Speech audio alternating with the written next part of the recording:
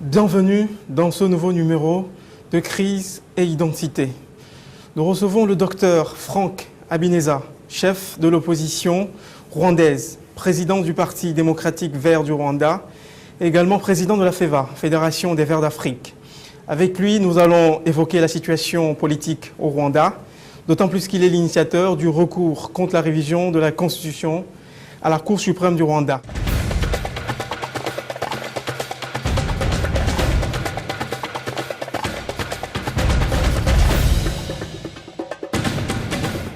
Merci, Monsieur Franck Habineza, d'avoir accepté notre invitation.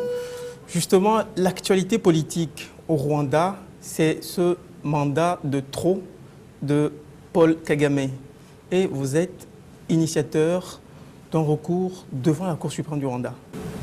Oui, notre parti, on a pris la décision dans le bureau politique, c'était l'année passée. C'était en octobre l'année passée qu'on a décidé de ne pas soutenir le changement de la constitution rwandaise parce que nous pensons que pour avoir le développement de l'arbre et la sécurité de l'arbre, il faut que nous maintenions notre constitution, nous aussi maintenir avoir notre demande. Maintenant, il y a le mouvement, grand mouvement qui voulait changer le mandat pour donner le président. Il y a eu un référendum. Oui, il voulait avoir donné peut-être le troisième mandat ou bien mandat illimité. Nous sommes contre de ça et aussi on a écrit au Parlement rwandais, c'était en avril, pour demander au Parlement de ne pas accepter ça. Mais le Parlement ne veut pas malheureusement répondre. Et là, on a déposé notre prêt au Cour suprême. C'était en juin cette année. Et cette semaine, c'était mercredi, la Cour suprême a accepté son compétence d'écouter nous et notre prêt comme recevable. So maintenant, on peut continuer tout le détail le 23 septembre. Votre recours a été déclaré recevable. Vous vous attendez à quoi? Est-ce que la Cour va stopper cette velléité de Paul Kagame ou vous attendez à ce qu'elle vous donne raison? Vous avez confiance en cette Cour suprême du Rwanda pour dire le droit? Nous avons les preuves que ce n'est pas acceptable parce que la Constitution, l'article 101, dit qu'aucune circonstance qu'un président doit avoir plus de deux mandats. C'est clair et on veut que la Cour suprême déclare que cet article, c'est un article intangible, on ne peut pas changer cet article. Même aussi, l'article 193 de la Constitution dit ne disent pas pour mener le référendum, ils ne disent pas les mandats, ils disent on peut changer le mandat. Et pour le mandat, c'est seulement, si on regarde bien dans l'article 101, le mandat, c'est la durée d'un mandat. Ça veut dire que nous avons déjà 7 ans pour un mandat. Nous pensons que l'article 193 précise que nous avons le droit de réduire les 7 ans ou bien d'allonger la période, mais empêcher à ce que les gens se représentent plus de 2 fois. Voilà, c'est pas avoir plusieurs mandats, parce qu'ils disent on peut changer le mandat par référendum, mais pas les mandats. C'est clair dans l'article 193. Et là, on a demandé à la Cour suprême de se prononcer et stopper le Parlement et tout le monde qui voulait changer la Constitution. Nous pensons que, comme nous avons beaucoup de preuves, la Cour suprême va nous juger bien. Alors, dans l'hypothèse que la Cour suprême émette un avis qui soit favorable plutôt au président Paul Kagame, qui l'autorise à changer la Constitution, quelle sera votre attitude? Qu'allez-vous faire? Nous, on a planifié de faire tout ce qui est légal, qui le roi accepte, on peut faire ça. Il y a nous avons vu que... Le problème, c'est que dans les constitutions rwandaises, c'est le président qui est le protecteur, qui doit protéger des institutions. Voilà, qui doit protéger la Constitution. Ça veut dire que nous pensons aussi de demander au président, après si la Cour suprême ne prononce pas bien pour nous, on peut aussi demander le président de la République de respecter la Constitution, parce que ça c'est aussi écrit. C'est une voie légale, ça. Avant de penser d'aller les autres cours comme le cours de East Africa ou bien le cours de African Court of Human Rights ou African Court of Justice, on peut d'abord finir tous les voies légales de notre pays. Le Rwanda est présenté comme un pays qui est très bien géré par Paul Kagame. L'environnement des affaires est très bien. L'environnement en soi-même, un pays très propre qui respecte les règles de l'environnement. Est-ce que le fait de faire une bonne gestion de son pays donne le droit à Paul Kagame de rester indéfiniment s'il veut? Non, nous pensons que lui, il est en charge de la paix depuis, pour maintenant, c'est 20 ans.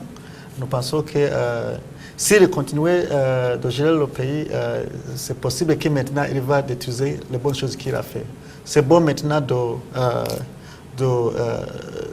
finir des mandats et laisser les autres à continuer. Les prochaines échéances électorales au Rwanda, c'est la présidentielle de 2017. Vous, en tant que chef de file de l'opposition et patron des Verts du Rwanda, est-ce que vous serez candidat? Notre parti a décidé qu'on peut présenter un candidat dans les élections présidentielles, même aussi des candidats dans les élections législatives. On ne peut pas encore désigner une personne, mais on a pris la décision que le parti va se présenter. Ce sera vous?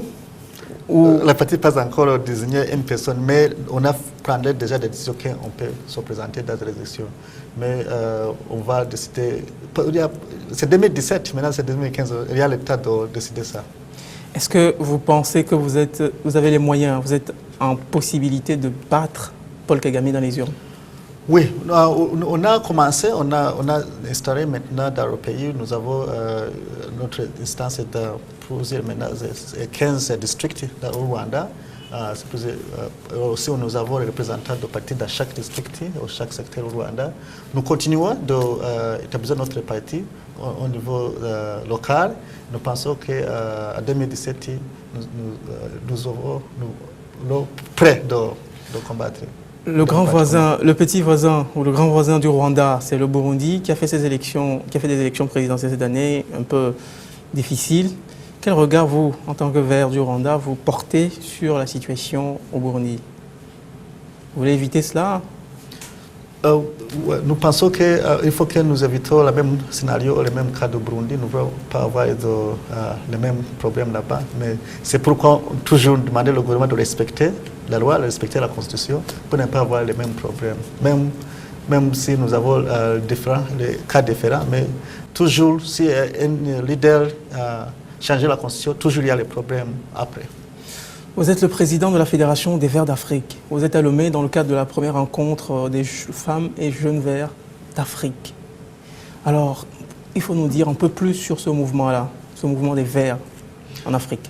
Oui, le mouvement des Verts de l'Afrique, c'est officiellement commencé en 2010. On a commencé notre fédération à Kampala, Ouganda. Nous avons pour maintenant de 30 pays là. Aussi, nous sommes membres de la Fédération des Verts mondiaux. Et même aussi en 2012, on a organisé le 3e congrès des Verts mondiaux qui était à Dakar, au Sénégal, et qui était vraiment un grand récit pour nous.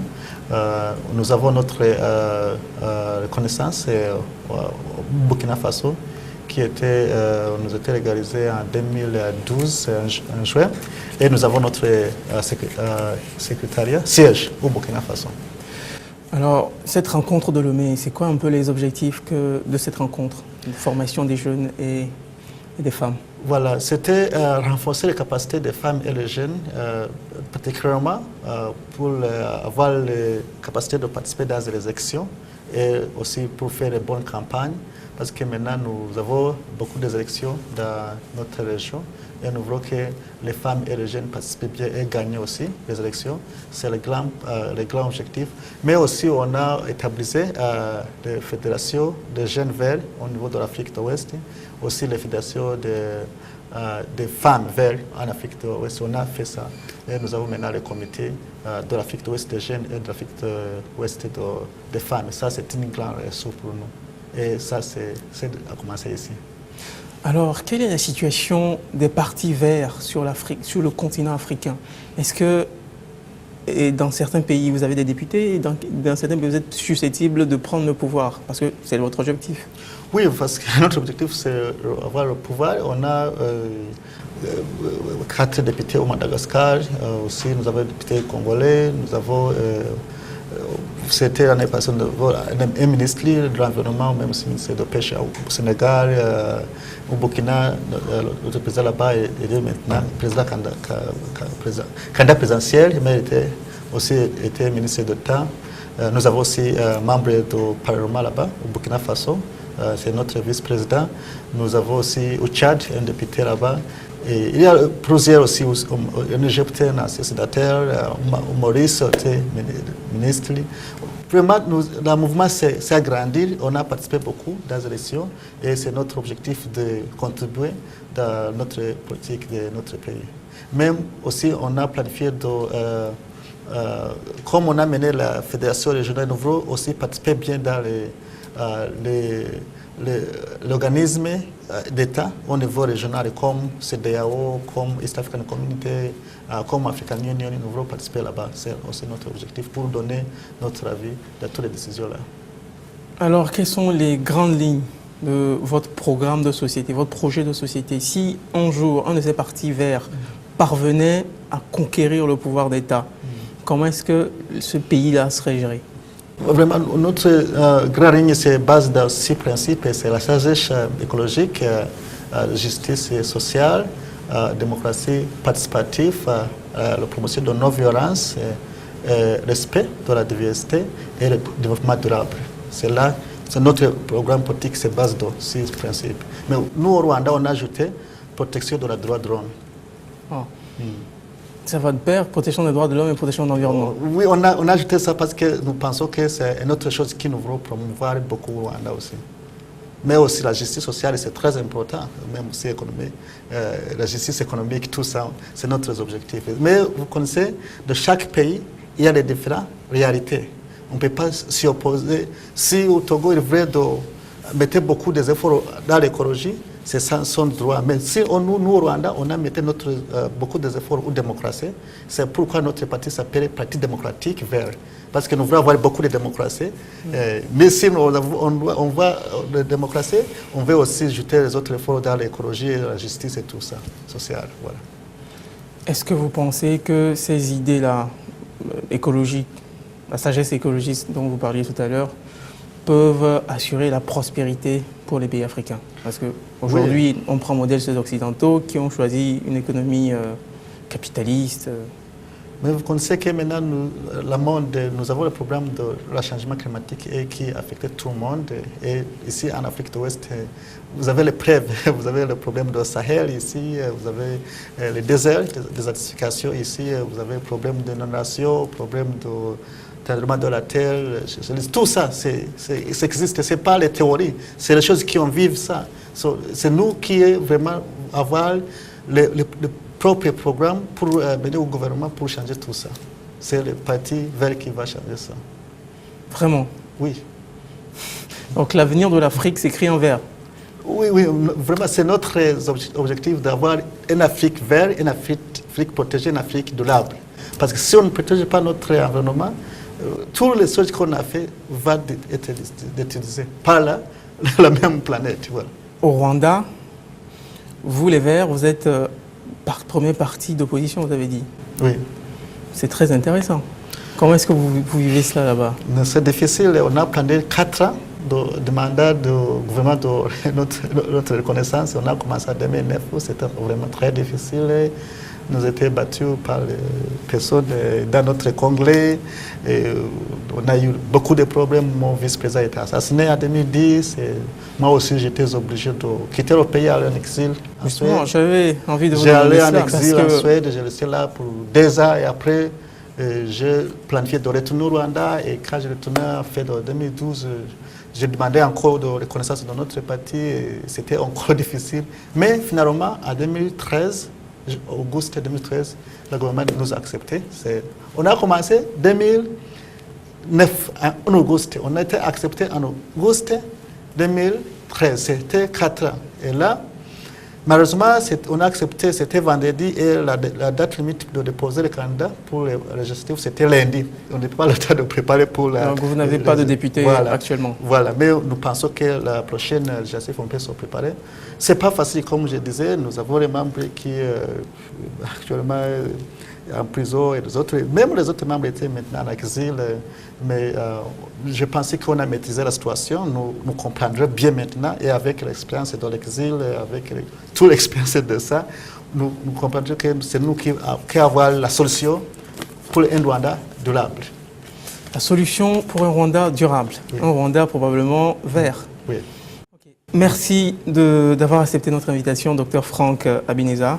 Vous êtes président du Parti démocratique vert du Rwanda, chef de l'opposition et président aussi de la FEVA, la Fédération des Verts d'Afrique. Merci beaucoup. C'est la fin de ce numéro de Crise et Identité. Merci de nous avoir suivis. À très vite.